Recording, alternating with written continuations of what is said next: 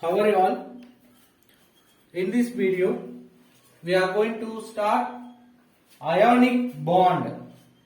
We know there are three types of bond: covalent bond, ionic bond, then metallic bond. So we have completed the first type, covalent bond. Now we can see ionic bond. What do you mean ionic bond? When the electronegativity difference between two combining atoms is large, we can say the two atoms A and B. If you compare their electronegativity we can write like this: X symbol. A is greater than electronegativity of B. Okay, this is nothing but electronegativity. So this atom having different electronegativity, so the electronegativity difference is larger. Due to larger electronegativity difference, what will happen? One of the atom ready to transfer one or more electron, its valence electron, completely to the other atom in the combining bond. That means, which is having more electronegativity? We can assume AB atom, A having more electronegativity than B. Then what will happen? The least electronegative atom will transfer completely its valence electron to the other atom. Which is least electronegative atom as per our assumption? B. So B will donate or completely transfer electron to another atom in the combining state, that is A. So B is giving electron to the A, the transformation. Due to this transformation, what will happen? B as well as A both attaining inert gas configuration. If transferring electron will make the atom B as well as A as a completely filled nature, that means inert gas electronic configuration or nearest inert gas configuration, then what will happen? Due to donating of electron, B will carry positive charge. Due to gain of electron, A will carry negative charge. Now, the attractive force between positive and negative charge is nothing but electrostatic force. So, due to formation of positive and negative charge, they will have electrostatic attraction between them. That electrostatic attractive force held together the ions is known as ionic bond. Listen, one by one we have to see. When the two atoms having more electronegativity, then one of the atom which is having least electronegativity will completely transfer one or more electron to other atom. Due to this transfer, B will carry, because which is giving electron will carry positive charge, which is accepting electron will carry negative charge. So it becoming anion and cation. So they will have attractive force between anion and cation. That attractive force is called electrostatic attractive force. So that electrostatic force only binding this A and B, that bond only called ionic bond. Due to this electrostatic attractive force, they are held together. So we can say this bond also electrovalent bond. Let us see with the example. We can take potassium chloride. Potassium, what is atomic number? 19. So how will you draw the electronic configuration of potassium argon with 4s1. Then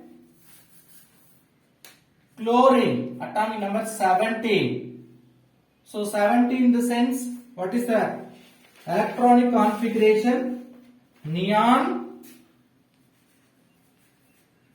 with 3s2 3p5.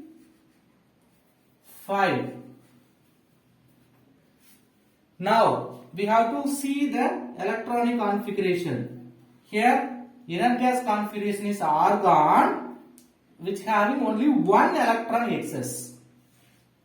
If there is no one electron in this 4s, potassium will attain the inert gas configuration argon. So potassium will act like argon. See chlorine. What is the electronic configuration for neon? Sorry, argon.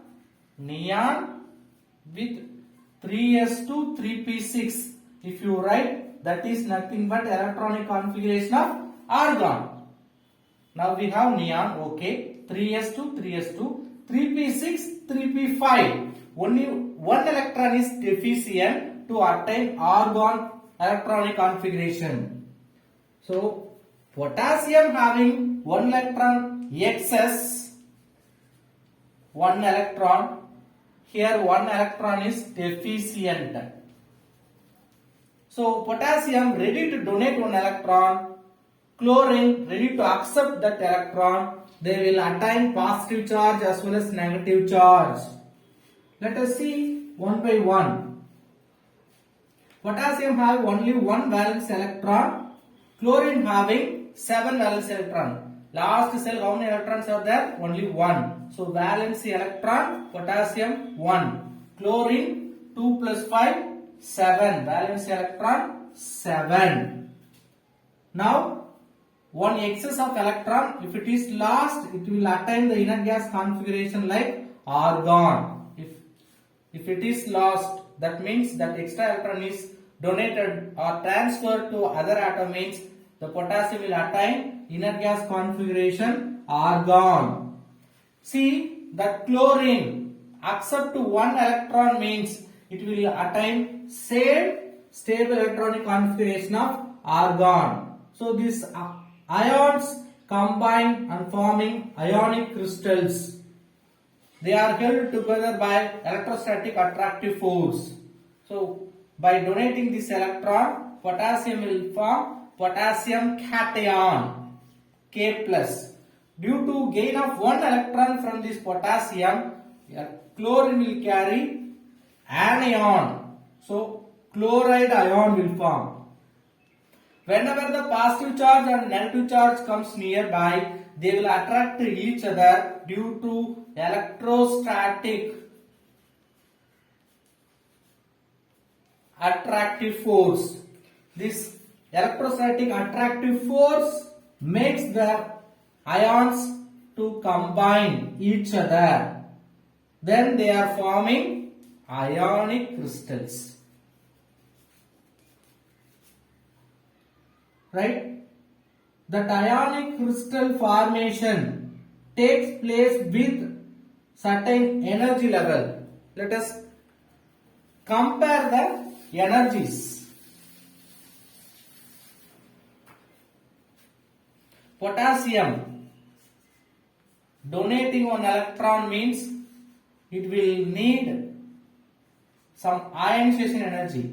You know, in 11th periodic classification we will study any atom remove one electron means we need to supply some energy. That required energy only called ionization energy. If the potassium want to donate one electron, it needs some energy. That needed energy only called its ionization energy. What is the ionization energy? For formation of potassium to potassium plus 418.8 kilojoule mole inverse. Same way chlorine accepting one electron and forming Cl minus. Accepting electron or gaining electron is called electron affinity. We can write EA. It will release energy. So here we have positive 418. Electronegativity electron affinity becoming negative 348.6 kilojoule mole inverse. 56 348.56 kilojoule mole inverse, simply are kilojoule. Okay, donating of electron need this amount of energy, accepting of electron release this amount of energy. Donating or removing an electron needed energy is called ionization energy. Gain of electron is called electron affinity. If you sum up this value, what will you get? 18.8 minus 348.56. So 10 minus 6, 4. Then 7 minus 5, 2, 8. 11 minus 4, 7. So 70.24 kilojoule difference we can see. But do you know the beauty of this ionic bond? The formation of potassium chloride from the potassium ion and chlorine ion liberates energy.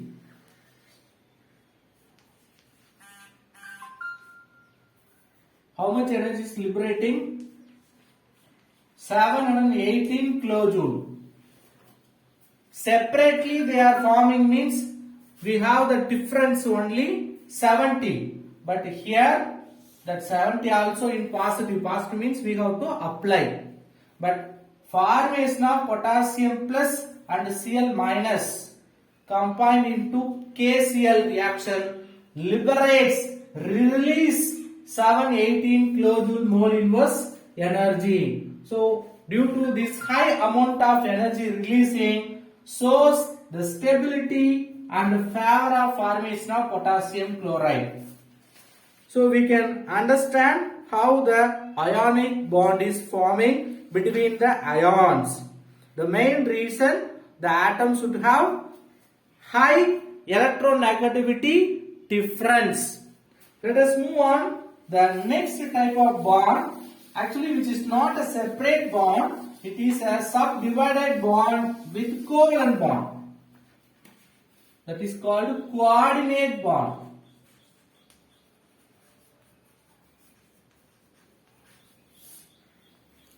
Coordinate, covalent bond, both are same. First, we will say what is covalent bond. What is covalent bond, my dear students? Atom A, atom B, mutual sharing. Atom A giving one electron, B giving another electron. We need two electrons for one bond formation. So they are forming bond between them by mutual sharing. Mutual sharing of electron forming covalent bond. But what is coordinate covalent bond or simply coordinate bond? The needed two electron shared by any one of the atom is called coordinate covalent bond or simply coordinate bond. In certain bond formation, one of the combining atom donates a pair of electron, two electrons which are necessary for the covalent bond formation. These electrons are shared by both combining atoms.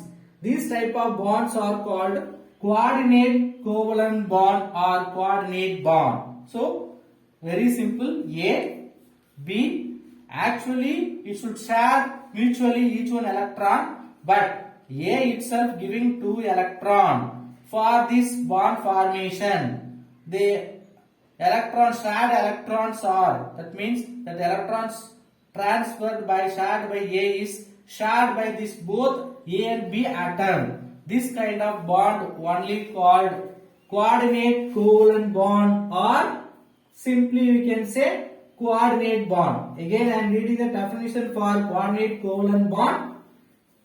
One of the combining atom donates a pair of electron, pair means two, that two electron, and they are sharing these two electron and forming molecule means they are called coordinate covalent bond or simply coordinate bond.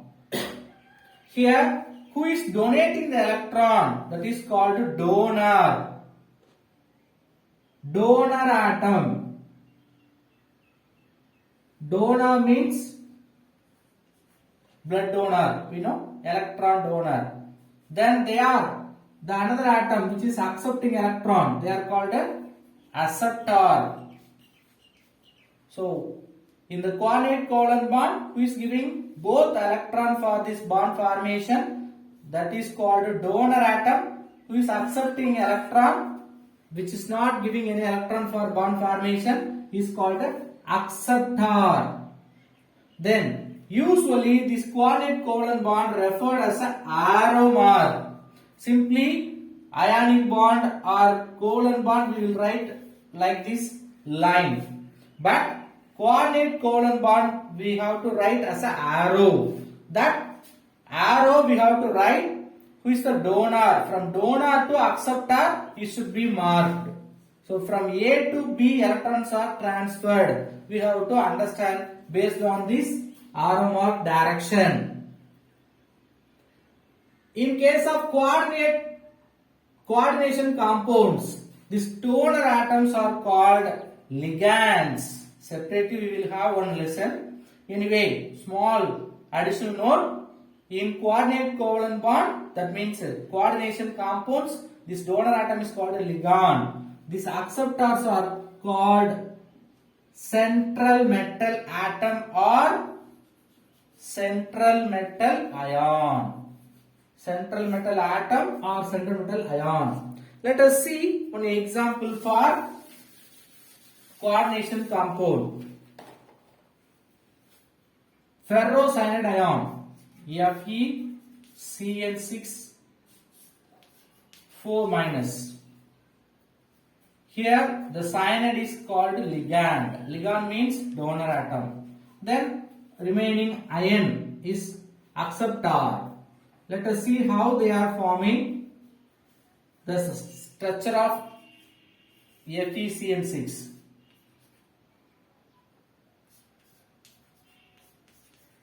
Totally 6 Cn. Who is giving electron? Cyanide. So cyanide to ion, the direction of bond should be there. So this is structure of this compound. Overall, this compound having 4 minus. In certain case, some molecules with lone pair may undergoing coordinate covalent bond. For example, ammonia with electron deficient molecule BF3, boron trifluoride. If you take ammonia, a nitrogen having lone pair electron. What do you mean lone pair electron? The valence electron, some may used for bond formation. The remaining valence electron in the particular atom only called its lone pair electron. So due to this lone pair electron, see electron deficient molecule boron trifluoride, we can write structure F.